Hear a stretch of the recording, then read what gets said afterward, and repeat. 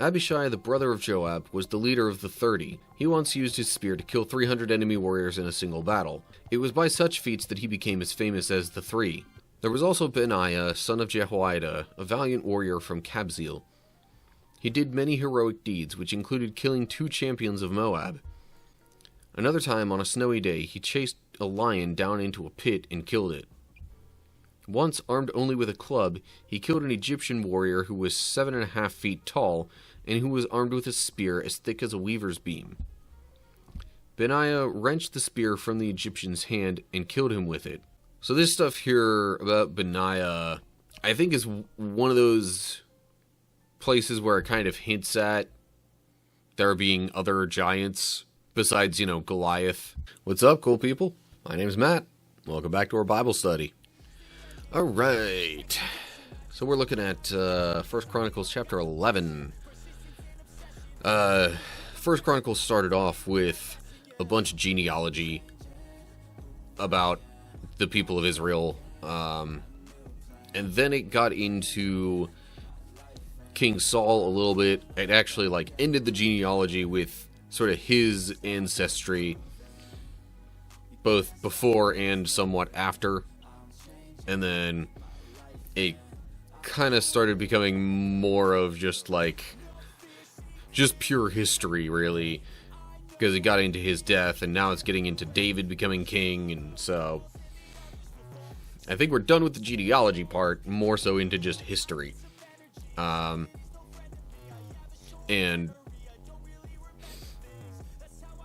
for those who are not aware, pretty much the purpose of the Chronicles, because there's first and second, was to, first of all, it was intended for the exiled Israelites after, they had been taken over by Babylon and whatnot. We also already read that some of them returned, but only a select few. And for the rest, this is kind of intended to say, okay, here's how we got here. Here's where things went wrong, and probably then kind of get them to, here's what we can do about it. But, let's hop on in here now. 1 Chronicles chapter 11. Then all Israel gathered before David at Hebron and told him, "We are your own flesh and blood. In the past, even when Saul was king, you were the one who really led the forces of Israel. And the Lord your God told you, 'You will be the shepherd of my people Israel. You will be the leader of my people Israel.' So there at Hebron, David made a covenant before the Lord with all the elders of Israel, and they anointed him king of Israel, just as the Lord had promised through Samuel." Okay, so I assume then, in this case, is, after Saul's death. In fact, if you go back to, I want to say, either 1st or 2nd Samuel, it probably talks some about that transition. In fact, probably talks even more about that. And then, there was some tension for a while because, Saul was king, sitting on the throne, but he did some things God didn't like, so God had told Samuel, who was officially a judge, somewhat of a prophet, definitely also a leader figure in Israel. Anyway, God told Samuel to go anoint the next king, which turned out to be David. But there was some tension because of Saul still sitting on the throne. So,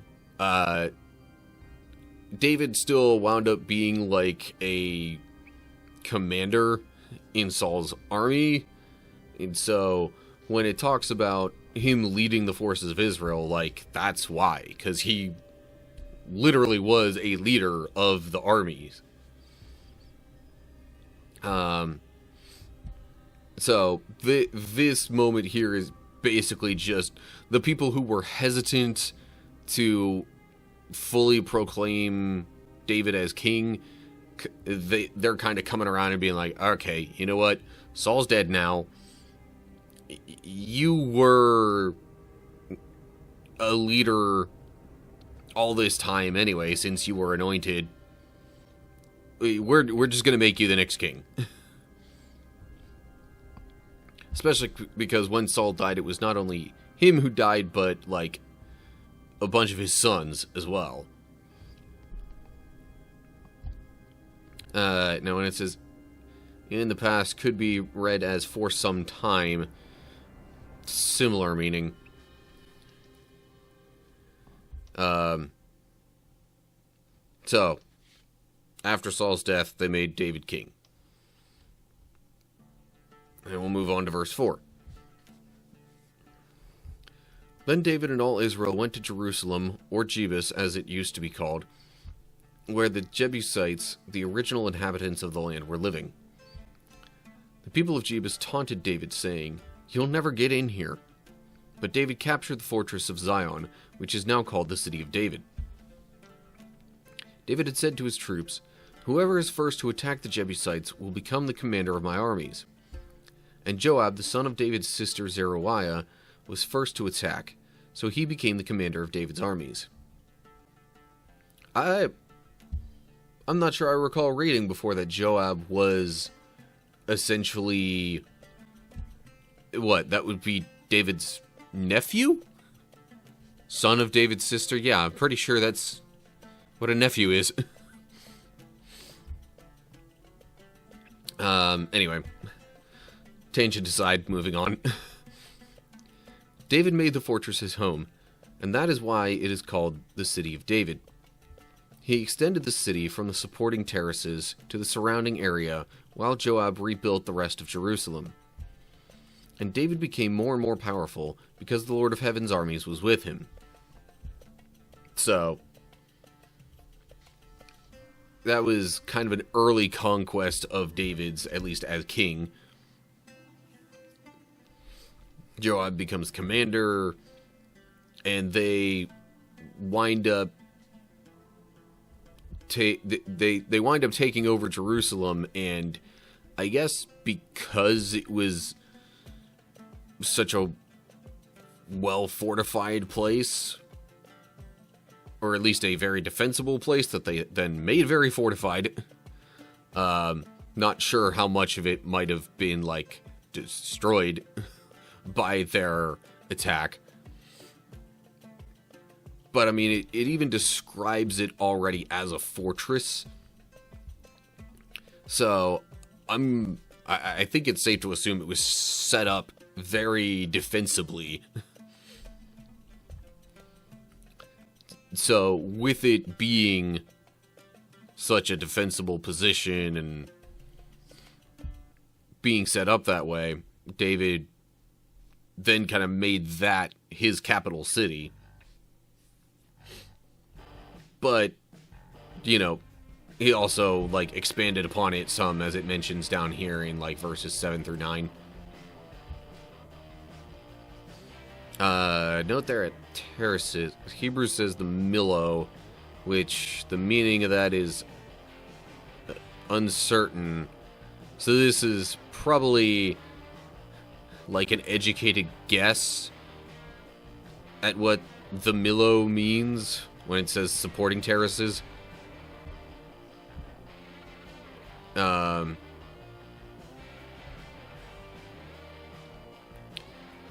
Because it says it's going from there to the surrounding area. So that could kind of be a way of saying, like, alright, David expanded upon it, fortified it, whatever. Like, I mean, it says he extended. So it's like, okay, he went out from where Jerusalem was and, like, just made it overall bigger. Perhaps extended the fortifying walls and some other things like that. Anyway, I don't really have too much else to say about that section, so on to verse 10. These are the leaders of David's mighty warriors. Together with all Israel, they decided to make David their king, just as the Lord had promised concerning Israel. Here is the record of David's mightiest warriors. The first was Jashobeam, the Hakmonite, who was leader of the three, the mightiest warriors among David's men. He once used his spear to kill 300 enemy warriors in a single battle. Next in rank among the three was Eleazar, son of Dodai, a descendant of Ahoah. He was with David when the Philistines gathered for battle at Pasdamim and attacked the Israelites in a field full of barley. The Israelite army fled, but Eleazar and David held their ground in the middle of the field and beat back the Philistines. So the Lord saved them by giving them a great victory. Okay, seems like this section is going to go on for a while, so I'll pause there a little bit. So, I talked about David, but because this is also, like, recapping things for just a broader group of God's people, it's now expanding to, other significant figures under David's rule. Kind of recounting some more of the history and, again, giving the exiled, Israelites, it's maybe more of an idea of where some of them specifically came from, who were the important figures from their tribes and clans beforehand. Because if you can maybe track some of that, then you get a fuller sense of how things got to how they are. But anyway, now, Jashobeam, it's got a note there when it describes him as the mightiest, or describes the three, I should say. That's, as in some Greek manuscripts, Hebrew reads leader of the 30, or leader of the captains. Now,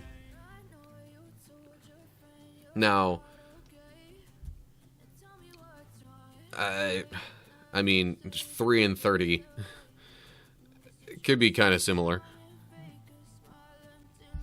As far as we would write it, I mean, there's only like a 0 separating them numerically. As far as with letters, that could be a whole different story, especially with how ancient Hebrew was. But it makes me wonder if it's only going to mention 3 specific, really high-ranking warriors here, and maybe that's why the translators go with 3 instead of 30. In any case, this guy, Jashobeam here, was like best of the best. Maybe aside from David.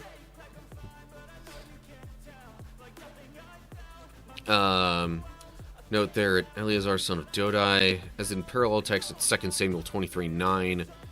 Hebrew reads Dodo, but ancient Hebrew didn't even, like, really have vowels the way that we do, so, And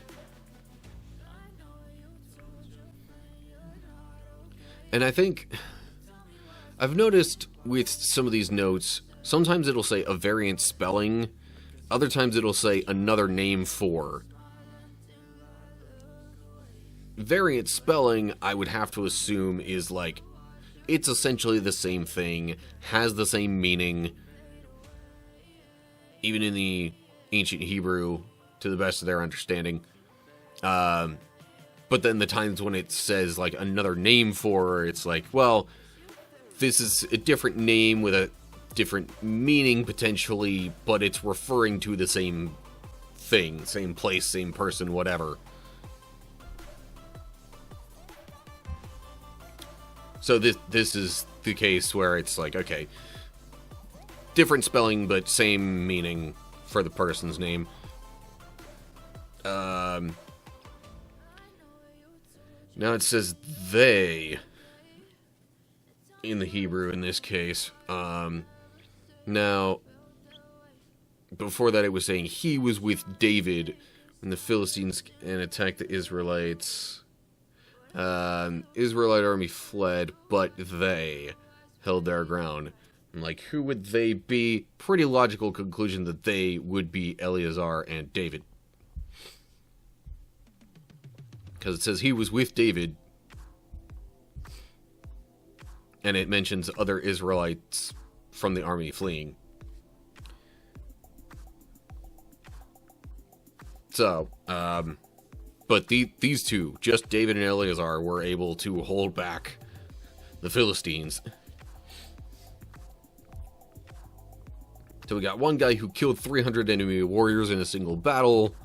We got Eleazar here with David, who were able to hold their ground against the Philistine army. And then we'll continue with these amazing deeds of David's mightiest warriors in verse 15. Once when David was at the rock near the cave of Adullam, the Philistine army was camped in the valley of Rephaim. The three, who were among the 30, an elite group among David's fighting men, went down to meet him there. David was staying in the stronghold at the time, and a Philistine detachment had occupied the town of Bethlehem. David remarked longingly to his men, "Oh, how I would love some of that good water from the well by the gate in Bethlehem." So the three broke through the Philistine lines, drew some water from the well by the gate in Bethlehem, and brought it back to David. But David refused to drink it. Instead, he poured it out as an offering to the Lord. "God forbid that I should drink this," he exclaimed. "This water is as precious as the blood of these men who risked their lives to bring it to me." So David did not drink it. These are examples of the exploits of the three. Okay, so hang on. Backtracking a little bit. Jashobeam might have been leader of just that group of three, but like, when you only have three, it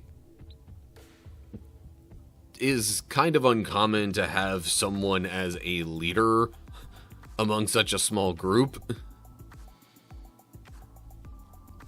Unless there's like a very specific expedition or something going on. But I mean, he could have been leader of both that little subgroup as well as the slightly broader group of 30 select warriors. In any case, David mentioned wanting some water from this one particular well near Bethlehem. The three got some of that water for him, but I think kind of as a way of saying that as much as he might have wanted it, they shouldn't have risked their lives for it. That, I think, is why he then refused to drink it. Because he cares just as much, if not more, about these men that, you know, than he does for the water that he wanted. Even in that moment when he was, you know, it said he remarked longingly. I almost get a sense of, like, nostalgia attached to that.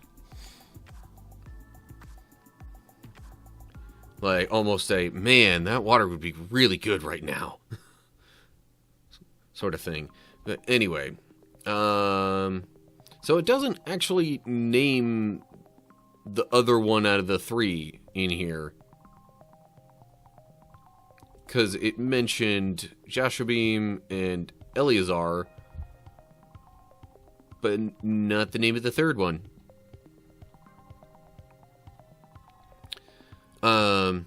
Note there. Now, okay.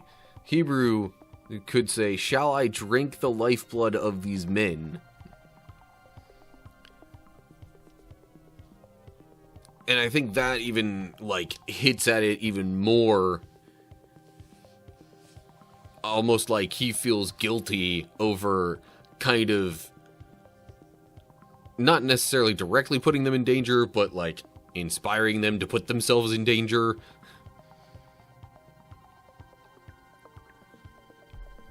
So, yeah. He's essentially saying they shouldn't have risked their lives for that. At least that's what I think he's saying. Okay. We will move on to verse 20. Abishai, the brother of Joab, was the leader of the 30. He once used his spear to kill 300 enemy warriors in a single battle. So now we have a second person who did that. It was by such feats that he became as famous as the 3. Abishai was the most famous of the 30 and was their commander, though he was not one of the 3. Okay, so I guess then Jashobeam really was kind of head of the 3, because it's saying Abishai here was the leader of the 30. That says in the Syriac version. Hebrew reads the 3, but I mean, I guess it could make some sense, but he was, I guess, I don't know, are you really part of a group that you're the commander of or the leader of? I think an argument could be made that yes, but it doesn't consider him to be one of the 3. So I think maybe in light of that, saying that he was commander of the 3 almost doesn't make much sense. If he's, like, says he became as famous as, but that's not really the same thing as being, like, part of that group or commander or leader or whatever of that. Anyway. So you'd almost want to think that, oh, maybe he was the 3rd of the 3, but no. Totally different thing. Anyway. But Abishai was able to pull off similar feats of, if not pure might, then military prowess. Or combat prowess, I should say. Okay. On to verse 22. There was also Benaiah, son of Jehoiada, a valiant warrior from Kabzeel. He did many heroic deeds, which included killing 2 champions of Moab. Another time, on a snowy day, he chased a lion down into a pit and killed it. Once, armed only with a club, he killed an Egyptian warrior who was 7.5 feet tall, and who was armed with a spear as thick as a weaver's beam. Benaiah wrenched the spear from the Egyptian's hand and killed him with it. Deeds like these made Benaiah as famous as the 3 mightiest warriors. He was more honored than the other members of the 30, though he was not one of the 3, and David made him captain of his bodyguard. Alright, so, like, I don't really know how they would have determined who the mightiest warriors were, but these 2, Abishai and Benaiah, like, weren't quite there. Maybe the 3 were specifically also, like, really good friends of each other, or in some way or another really close to each other, or they worked particularly well together or something. These 2 were pretty much on par with them in terms of combat abilities. So they also had very high ranks in the army. They just weren't part of the three mightiest. Boo. So this stuff here about Benaiah, I think is one of those places where it kind of hints at there being other giants that existed besides, Goliath. I think Goliath is one of only a very select few who are ever mentioned by name. But, in any case, notes here. This could be read as two sons of Ariel instead of two champions of Moab. But, Ariel could have been a very high-ranking person in Moab. So, it's definitely possible for that to mean the same thing. Now, at 7.5 feet, Hebrews says 5 cubits. Okay, so I don't think it's like there's a difference in the measurement between translations. I mean, 7.5 feet is quite tall, but not like...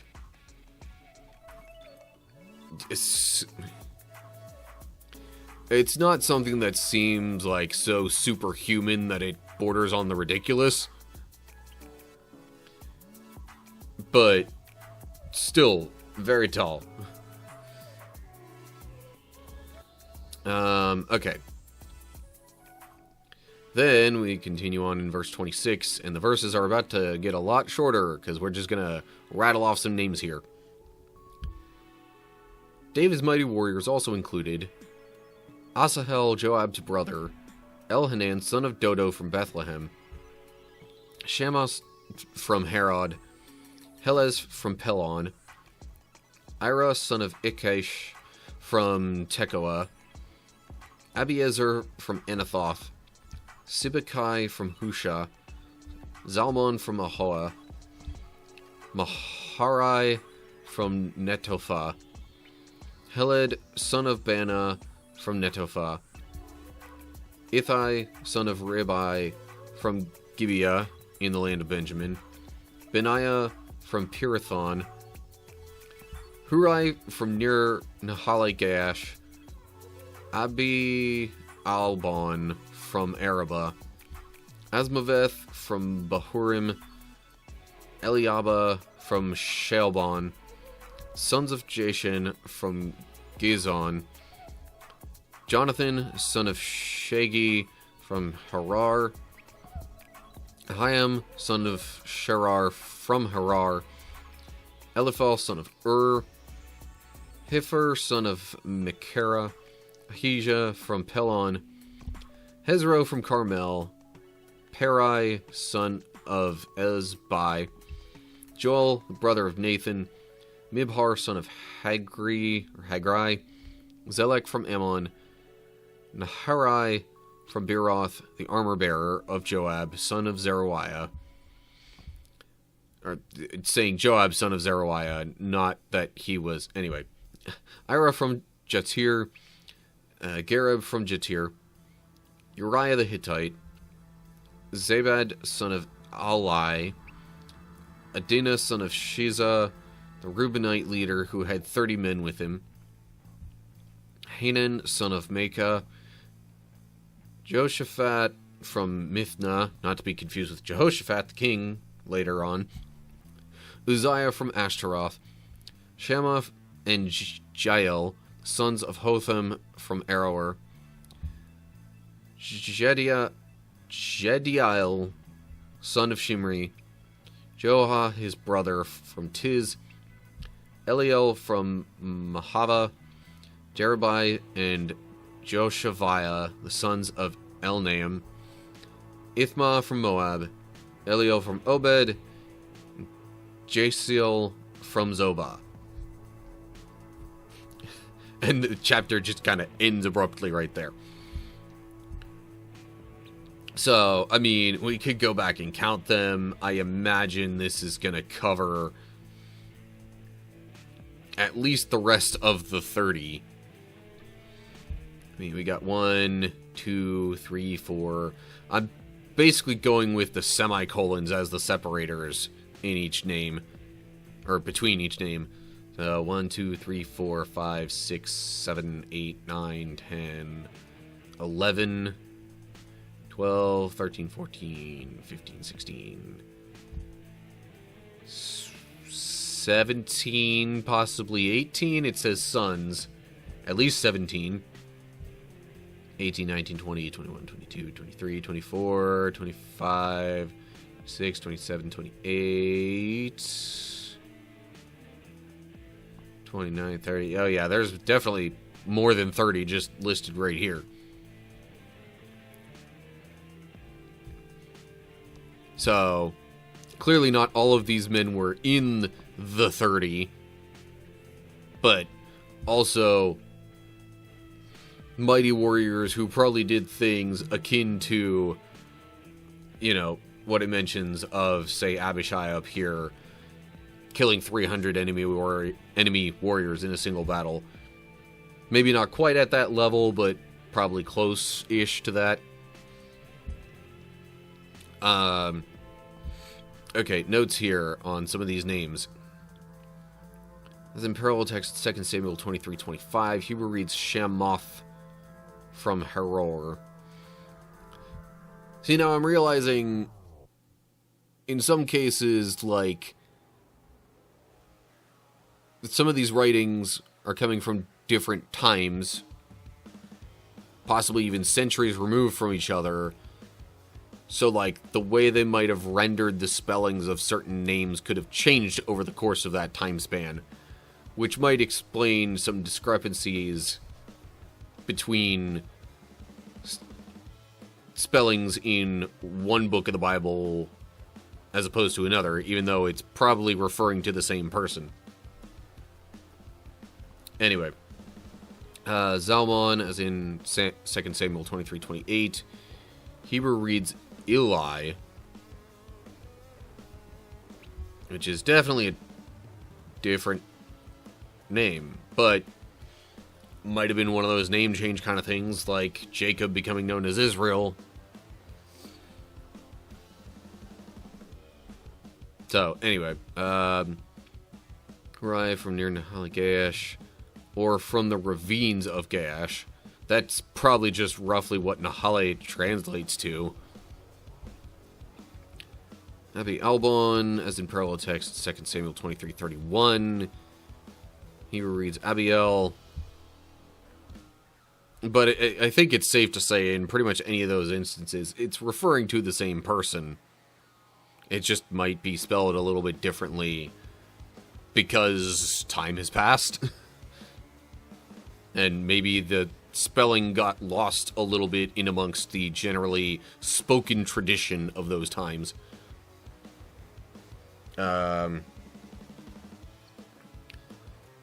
Hebrew reads Baharim there, rather than Bahurim.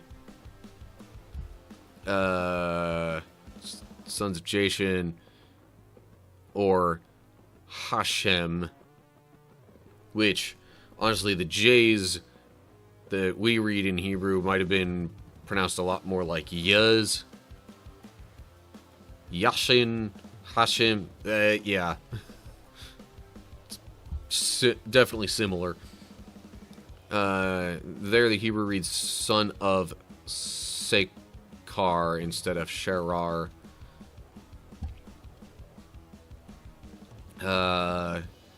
Hebrew reads Nerai instead of Perai, but 2 Samuel 23:35 probably reads Perai, and based on that cross-reference, translators probably concluded, okay, this has got to be referring to that same person, so we'll use the same name here, but note that this was the spelling in this verse, at least in the Hebrew that we got it from. And last note, instead of from Zobah, it could be the Mezobaite. And that could be one of those things where the name of a place might have changed over time. So maybe the people reading it initially or hearing it initially would have had a better idea of Zoba, where it is, or even what it is. Or perhaps the other way, they would have known better what a Mezobeite was, or where they came from. But in order to maybe keep some things more consistent, or whatever, I don't know.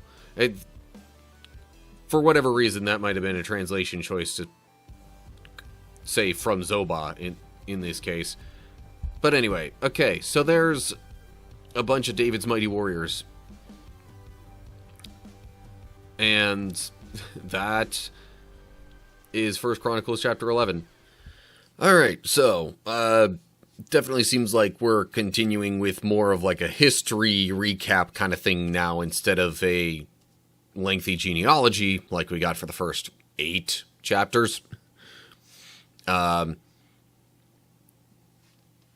They talked about Saul's death. Now we've got David becoming king, and a bunch of stuff about the warriors who were part of his army and some of their accomplishments. And I think I stated this already, but, you know, part of the reason for including all that is likely just to have more individual names for the people who would read or hear this initially to connect with themselves and their own family lineage. So then they would more solidly feel like they're part of all this and be able to have a sense of, you know, their ancestors' hand in all of it, and how they're a part of the whole thing. And then once they have those connections and how it all got to them being exiled, then they can get a sense of what to do. But anyway, as always, like and share if you enjoyed the video, subscribe to the channel, and click the bell to get notifications when I post new videos. Look down in the description for links to social media pages and all sorts of other good stuff like that, including a Discord server where we can hang out, chat about stuff, gaming, Bibles, you know, Bible study / discussion, all sorts of different things like that. And of course, you could find other people who have similar interests and whatnot. But also, there's a link to my supporter page down in there, which, you know, you can do a one-time gift to help out with covering costs of buying new games or new equipment or whatever. Or if you sign up for a membership, then you'll get some extra little perks on top of just helping me out with stuff. But in any case, all the engagement of all different kinds is appreciated, including leaving your thoughts and questions down in the comments section below the video in the description and all that. So that's going to do it for now. Hope you're all doing well. Hopefully I'll see you soon for another video. But whatever the case is, till next time, stay cool, people.